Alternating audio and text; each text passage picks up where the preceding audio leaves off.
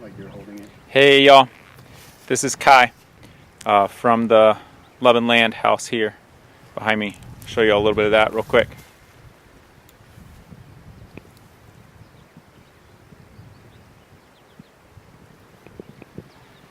So that's what's left of the house. Not a lot.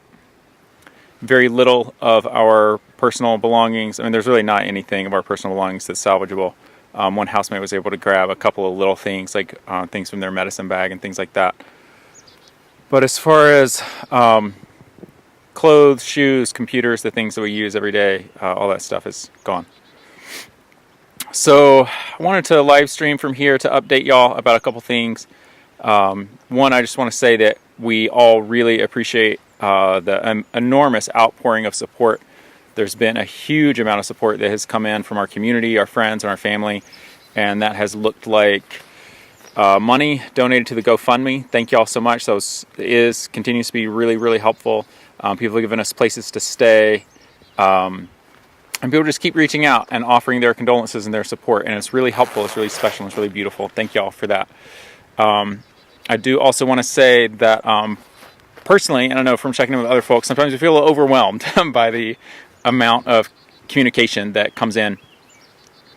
And if we haven't responded to you, or if it takes us a little while to get back to you, it's just that we've have a lot of other messages to respond to and a lot of little details to take care of in our lives, a lot of things to replace and a lot of things to figure out. So I'm sorry if we haven't gotten back to you. Part of the motivation for this live stream is to give an update once so that everybody can know where we are, how we're doing, what happened that day, and what we still need without us having to say the same things over and over and over again. So I guess I'll start by telling a little bit of my story of what happened that morning. I woke up. I found out later that I woke up, it was probably about 5:45 a.m. when I woke up. And in my whole body, I could feel that something was wrong, even though I didn't know what it was yet. And, my bedroom was right by the front porch. And so I woke up and I looked to my left out the bedroom window and I saw the porch. And, the white paint of the porch was lit up orange. And I knew that something was wrong. And so I ran out the front door and the porch was on fire. If you've been to our house before, you know that there's a big wooden front porch. It leads down a big set of steps. And there's two columns on, there's one column on either side of those steps. And the column to the left, my left, was on fire. And a little bit of the floor was on fire, a little bit of the ceiling was on fire. I ran through the house, ran to the mudroom. I grabbed the fire extinguisher. I put the whole fire extinguisher on the fire and it didn't slow it down much. So I started yelling, "Fire." We tried for a hot minute to put some water on the fire, and it became clear that that wasn't going to do anything either. So we just grabbed our things and we got out of the house. Somewhere in there I called 911. I don't remember exactly where I called 911. They tell me it was 5:50 when I called 911. That's about it. We stood out here and we watched the house burn down. It took the fire department about 15 minutes to get here. By the time they get here, the house was very much on fire. And it took them, it was a comedy of errors once they got here, just like running around and the equipment not working and this hose not having pressure and that hose not having pressure. And, it took them probably 15 or 20 minutes to get everything together. And, once they had everything going, they had they had 3 or 4 water hoses on the fire. And once that was happening, the fire went down pretty quickly, but it was really too late. The house was gone. If you want to see footage of the house on fire, check my Facebook page. I posted a video that I took that morning. But yeah, I'll just say that nobody was there when the fire started. Nobody's sure how the fire started. If you have heard anything about how or why the fire started, just know that it's all guesses and speculation. Maybe we know how it started, maybe we don't. But it's really not worth looking into. Honestly, the house is gone. The house wasn't insured. None of our stuff was insured. So we just are where we are, and we're moving forward, you know? So, in a minute here, I'm going to talk a little bit about what I still need. And first, I just want to check in. I'm here with my other 3 housemates, folks I lived with here at this house, Scott and Lynn and Louie. I want to ask y'all, is there anything y'all want to say about your experience that day before we get into where we are now and what we still need? I would like to do that, but after you... Yeah, go ahead. Oh, come on. I just wanted to add that, I was working with Kai there, and I awoke to the smell of smoke and saw him with the fire extinguisher on the front porch, and we tried to put it out with water and the fire extinguisher, and to no avail. And at that point, it was just, let's get out and let's be safe. And by the time I had moved the car so that the fire engines wouldn't be blocked, I tried to go back into the house, and it was too late. It was just filled with thick black smoke, and there was nothing to be done. So I grabbed the bag and left, and everything else is there.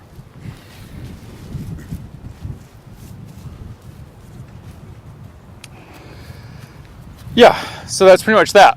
Not a whole lot to say about what happened that day. Lynn, do you want to share anything about what happened for you that day? Briefly. Cool. Lynn's going to come up here and share a couple words. Hi, everyone. My name is Lynn, and you can definitely find me on Facebook as Bucci. It's my permaculture name that was gifted to me. And woke up to smoke, and I felt in the beginning that the guys were definitely going to get it out initially, but then it was a big call to get out of the house. I got out of the house with just a couple items that were very important, and pretty much have a loss of everything.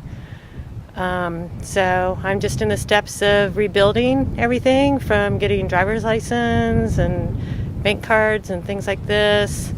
Some friends have reached out to me for a temporary place to live, but I assume we'll be transitioning, and greatly appreciate anyone's support. Thank you so much, and we definitely look forward to seeing everybody here for a closing ceremony on this land. It's been such a treasure to so many of us, and I actually have spent a lot of time out here. I've been praying to the trees and to the animals, and was really excited to start getting a garden going. We were starting to work on that project. So I look forward to circling with everyone and having some closing prayers to this land that has enriched so many people's lives. Thank you so much. So we will, in the comments here, we'll post a couple of links. One of those links will be to an event. We're going to have a closing ceremony for the house here a week from yesterday, so that's going to be Sunday, April 24th. We haven't set a real specific time. I imagine that a lot of people will probably come out here after dance church. So even though we might get started before then, I think it'll probably the ceremony aspect and the circling aspect will really get started around 2. I just want to give a couple of updates as far as how I personally am doing right now. I'm doing surprisingly well, emotionally, mentally, spiritually. I feel pretty drained. I don't have a lot of capacity for talking about this experience over and over and over again. So I'm doing my best to say everything that needs to be said here. And then when more questions come in, I can just send people to this video. So that's a little update about what happened that day and where we are right now. I will say that I found a temporary place to stay. I found a couple of different places to stay until I leave the country May 2nd. I'm not going to be looking for a place until I get back mid-June. I may even wait to look for a more permanent place until I come back from some other travels in September. For now, I will share a couple things about what I still need. First I'll say that the Red Cross was able to give us $125 a piece, and the GoFundMe brought in over $600 a piece. So that's been an enormous help in getting restarted. I've spent that on clothes and shoes and food. Still need to get replacement glasses and things like that. Those things, it's just step by step, little by little. Some bigger needs that I still have. I I have a van that is for sale. It's a 2005 Toyota Sienna. She was my go-to vehicle for 6 years until the transmission went out. So she doesn't have a transmission. Well, she has a transmission. It won't shift above second gear. That is for sale for very cheap, probably $1,000. Just need to get rid of that van. I have a motorcycle that I want to sell to help take care of some other things. 2004 Yamaha V-Star 650. About $2,000 for that. That's for sale. I lost a lot of my medicine pieces, the things that are in my medicine bag and my medicine pouch. If there are little things that you think are really, really special that you would like to pass on to me that are somehow relevant to this, that would feel special to me, that would feel important. And specifically, one special request I'll make is that if anybody has, those pieces of fabric that have Icaros stitched into them, I lost a few of those. And those are real special to me. So if anybody has one of those that they could pass to me, that would be really special. I'll mention briefly, I have an office at 410 Swannanoa River Road in Asheville. If you want to drop something off for us, that's probably going to be the easiest thing, is to drop it off there. Trying to coordinate with a bunch of different people is going to be really challenging in this time when we already have a lot going on. So if you want to drop something off, do it at the office there. I also lost a canoe. I don't really expect anybody to give me a canoe, but that one got gifted to me, so why not hope, right? So if you have a canoe that you're not using that you want to give to me, that would be awesome. And a couple of things I'll mention that would be really helpful for me in moving forward is that, as you have probably seen on Facebook, if you're tracking my page, if you are keeping up with what I'm up to on Facebook, you know that I'm launching a consultation practice that's based on bringing the medicine of the 4 directions and the medicine wheel to people's lives and into the business world. And I could really use clients. That would be a big help in getting restarted here. So if you or anybody else could benefit from my consultation services, that would be a huge help. Check out the number 8seasons.consulting. That's 8seasons.consulting. And see if what I have to offer is useful to you. The other thing that would be really supportive to me is that at the office building I manage, so I do manage that building, and most of the spaces are rented out. I just recently converted one space into a co-working space that is for rent. So if you or anybody else needs co-working space, that would be really helpful. Reach out to me through Facebook, or if you know me, you've got my contact info. So just reach out and we can talk about details. That would be really helpful. That's really the needs that I have, everything else is just step by step, but would be really, really helpful. The things that would be most helpful in all of that is buy the van, buy the motorcycle, hire me for consultation, and rent the co-working spaces from me. That's the most important things in my world right now that would really help me move forward in a good way. And I'll turn this over. I know that Louie wants to say some things. Actually, I'm going to turn it over to Scott. Scott has not been on camera yet, so I'm going to turn it over to Scott here.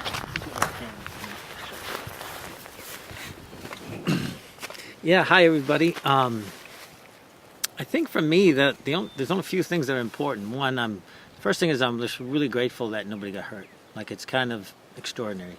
It's kind of a miracle. I'm grateful that Kai woke up in time. I actually wasn't here that night. I was spending the night at a friend's house, but I got messages early in the morning and called and found out that the house burned down, which was obviously kind of shocking. And then it's just the couple days of like, wow, this actually happened, and just accepting that. And yeah, there's a felt sense of loss of things and a sense of loss of place and connection to this place, which was pretty special to me. But it is what it is. It happened.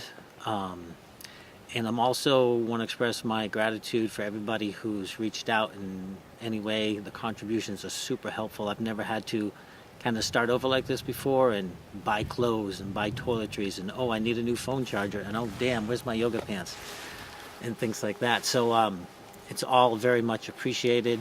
I've had almost a dozen offers of places to live in the first few days. It's kind of a testament to the culture of Asheville, so I'm super grateful for that and the communities I've connected to here. And so I'm just saying thank you to each and every one of you. In spite of it all, like, life is great.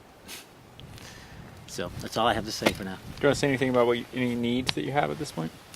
I don't feel like I have any needs that aren't being met already. I just trust that it's working out in a good way.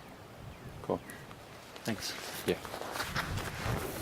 And I just really appreciate y'all being here. And I'm going to turn it over to Louis. Hi all. I wanted to take a moment to share with you why I had such a connection to this place that I stumbled onto, because it wasn't so much that, but it was more this, and I'm just going to walk for a moment and show you this wonderful property and this hillside and this forest. And there's a pond over there beyond the cars that we had tried to use the water to put the fire out. And there's cows and coyotes that scream at night. And this very quickly went from a temporary place to stay to home. And as far as being able to support, I mean, it's been amazing, the outpouring that this community has shown my friends and family.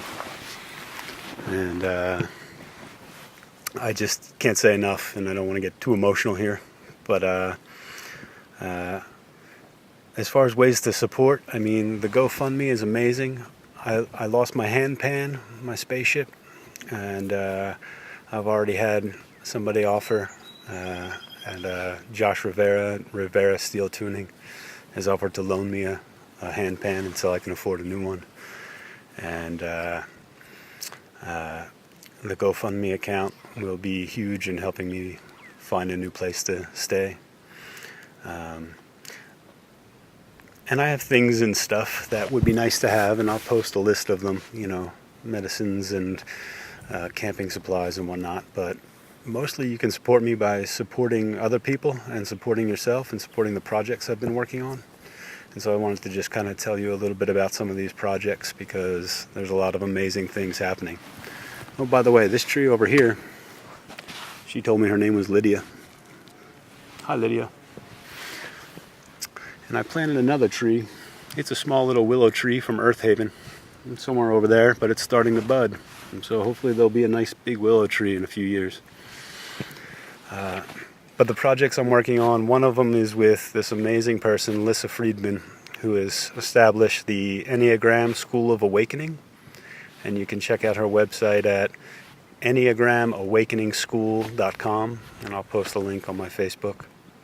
And the Enneagram is just a wonderful psychospiritual tool for awakening, for understanding yourself, to get from a fixated state, understanding your own energetic flow so that you can live a more free and fulfilling life.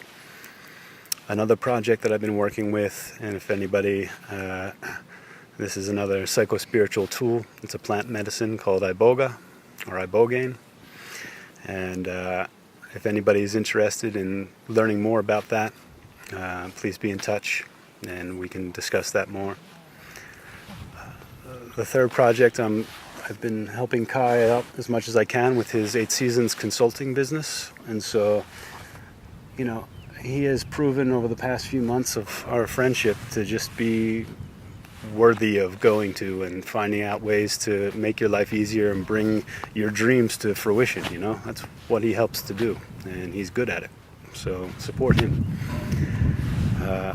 The final project is my own Shinrin Yoku, or forest bathing business. I came here last year to the Asheville area, and I have been taking people out into the forest because there's just amazing benefits that being connected to Earth provides, and Western medicine is finally catching up to what whether it's reducing your blood pressure and stress hormones and increasing your killer T cell count, or doing guided meditations and playing some medicine music, or a little bit of art therapy, spin poetry to the trees and making some earth art. My website is called howtofallinlovewithearth.com. And so as the weather gets nicer and it's such a beautiful day today, I would love to be able to take you out and show you the forest and tell you a little bit about the flora and fauna and have a good day outside. Like I said, I'll post some of the things that I've lost, but all of that stuff can be replaced relatively easily. So just thank you again for all your support and whatever you can do to support us. I mean, I just so much compassion and love and appreciation for all that you're doing. Thank you.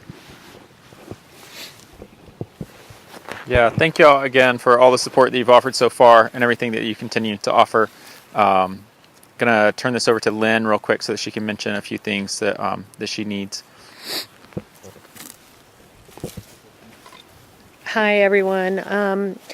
Some of my actual permaculture friends here in the community know me already, and so grateful for those growing friendships. I actually have moved here to the Asheville area from Grass Valley, California, and I grew up in the South. So I am coming back to the South, return to my roots. I have family close by that lives in the area. I have my niece and nephew, my brother, and my mother, and I'm very much excited about living in this area to be closer to my mother at this time in her life. I'm a visionary, a healer, and a permaculturalist, and I have already started to work with outreach to some of the healing centers for work, as well as in the organic farming community. So any work that's available that I could step into, I would greatly appreciate it. And I'm really excited to grow my friendships with the community and the tribe here. I think everyone is really absolutely amazing. Thank you so much. Okay, that's really about it for us today. I'm going to leave y'all with some footage here of the house, and then turn it over, show y'all some footage of the land here. So here's the house.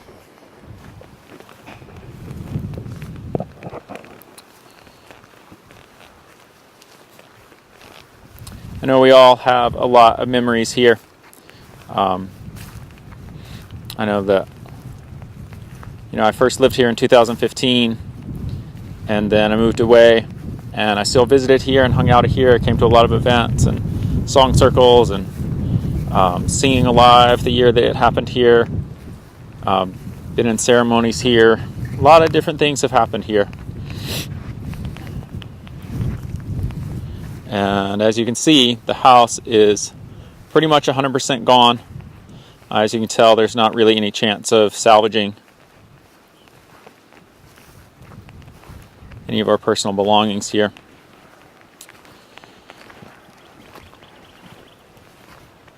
And that was actually the good side of the house. That was the side that was least burned. This is the side where the fire started.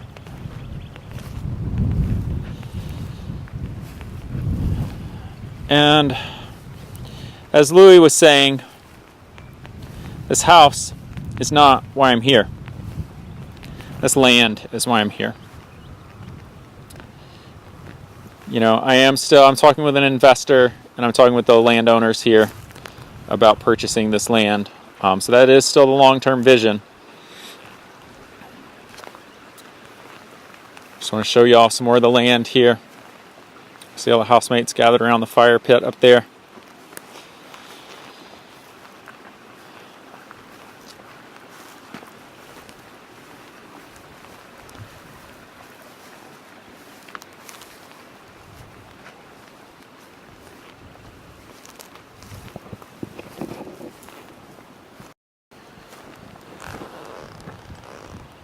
Thank y'all for watching. Thank y'all for supporting. Thank y'all for caring. Thank y'all for being interested in what's happening in our lives. Really appreciate everything. I appreciate everybody's support so much. It's really immensely helpful in this time of transition. Thank y'all so much. And please do check the comments. We'll post links to various things the businesses that we mentioned, the items for sale that we mentioned, the event next Sunday. That's about it for us today. Thank you all so much for tuning in. See y'all soon.